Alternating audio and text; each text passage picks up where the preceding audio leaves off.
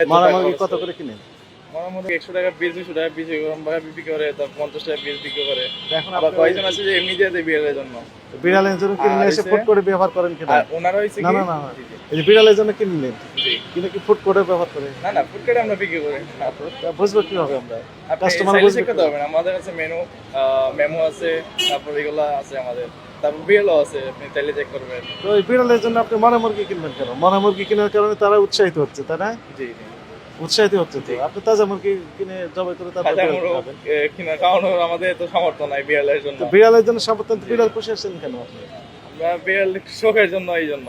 শখের জন্য তো মরা মুরগি খাওয়ান। এবার আসেন, ওই যারা বিক্রি করে ওরা কি বলে বিক্রি করে? ওনারা বলে যে আমরা তো হোটেলে বিক্রি করি, এগুলা এইভাবে আমরা বিক্রি করি। হোটেলে বিক্রি করে দিই, আমরা এইভাবে দেওয়া হোটেলে বিক্রি করে? জি। ওই দু একটা প্রতিষ্ঠানের নাম বলতে পারবেন যারা বিক্রি করে? প্রতিষ্ঠানের নাম আমি ওদের নামটা আমার মনে নাই, কিন্তু 2 নাম্বার 6টার সময় ওরা ওই যে ট্রাক টাকা যখন ঢুকে ওই সময় বিক্রি করে ওরা। 2 নম্বর 6 জি, নম্বর। সকাল 6টা। আমি আপনাদের গোপনে অফিসে তথ্য কল দিতে করছিলাম। পারবেন? জি গোপনে তথ্য দিতে পারবেন? হ্যাঁ আমাদের ব্যক্তিগত নাম্বারে আমরা দিয়ে দিব। নাম্বারে জানালে আমরা অ্যাকশন নিতে পারবো। জি জি, এটা থ্যাংক ইউ। আর আপনি ওই আপনি নিজেও কিনবেন না, অন্য কাউকে কেনার জন্য উৎসাহিত করবেন না। তাজা মুরগি কিনে জবাই করে তারপর বিড়ালকে খাওয়াবেন। যদি পারেন বিড়াল পুষে, না হলে দরকার নেই। এই মরা মুরগি কেনা দরকার আছে? মরা মুরগি কিনবেন কেন? আপনি কেনার কারণে ওনার বিক্রি করতে পারছেন। আপনি নিজে ফুড করে তো ব্যবহার করতে পারেন। এরা তো রিস্কি। আমরা কি থেকে আমরা বিক্রি করি না। না, এগুলো করবেন না এগুলো। হ্যাঁ, আমাদের বার্তা স্পষ্ট।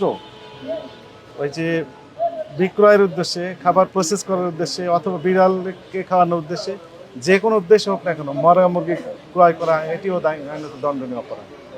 ক্রয় বিক্রয় উভয়ই আইনত দণ্ডনীয় অপরাধ। যিনি বিক্রয় করবেন ওনাকেও আইনের আওতায় আনা হবে। এই ভেজাল খাদ্য নির্মূল করার জন্য সরকার বদ্ধপরিকর।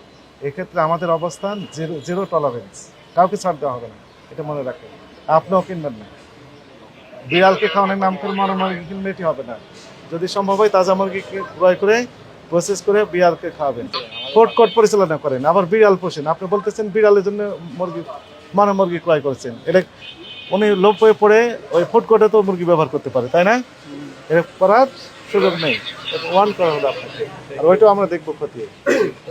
ঠিক আছে।